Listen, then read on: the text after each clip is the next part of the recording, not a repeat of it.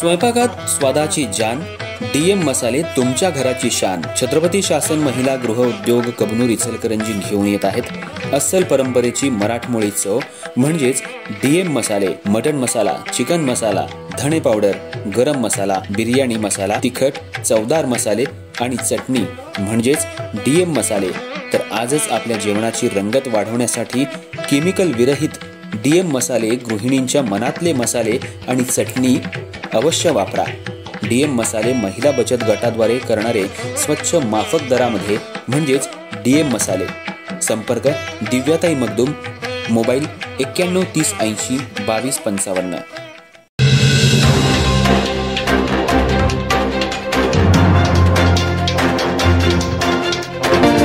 नमस्कार, मी तेजस्विनी मगदूम। एम मराठीमध्ये आपल्या सर्वांचं स्वागत आहे। पाहूया ठळक घडामोडी। इचलकरंजी शहरातील शिवाजीनगर पोलिसांची धडक कारवाई। 3 पत्ती क्लब व पानपट्टीमध्ये मावा विक्री करणाऱ्यांवर पोलिसांनी धडक कारवाई केली आहे। यामध्ये पोलिसांनी लाखो रुपयांचा मुद्देमाल जप्त केला आहे। कोल्हापूर जिल्ह्याचे पोलीस अधीक्षक योगेश कुमार गुप्ता यांनी पदभार स्वीकारल्यापासून नशेचे पदार्थ व जुगार क्लब अशांवर कारवाई करण्याचे आदेश पोलिसांना दिले। याच अनुषंगाने शिवाजीनगर पोलीस ठाण्याचे पोलीस निरीक्षक दिलीप पवार यांनी धडक कारवाई केली आहे। कबनूर येथील रवी परीट यांच्या घरामध्ये 3 पत्ती क्लब चालू होता। याची माहिती पोलिसांना मिळाली। पोलिसांनी छापा टाकून 9 आरोपींना ताब्यात घेतले। त्यांच्याकडून रोख रक्कम, मोबाईल, 2 गाड्या असा 1,40,000 रुपयांचा मुद्देमाल जप्त केला आहे।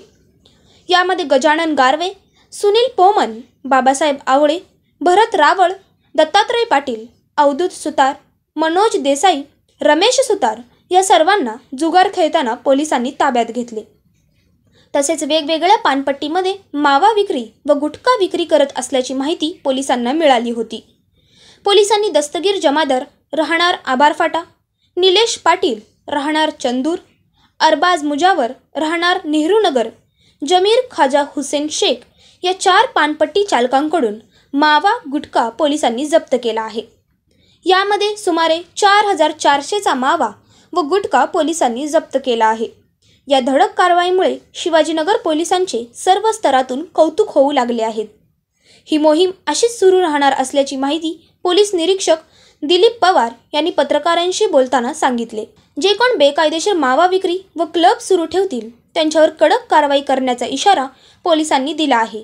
तर नागरिकांनी पोलिसांना तक्रार करावी, त्यांचे नाव गोपनीय ठेवले जाईल।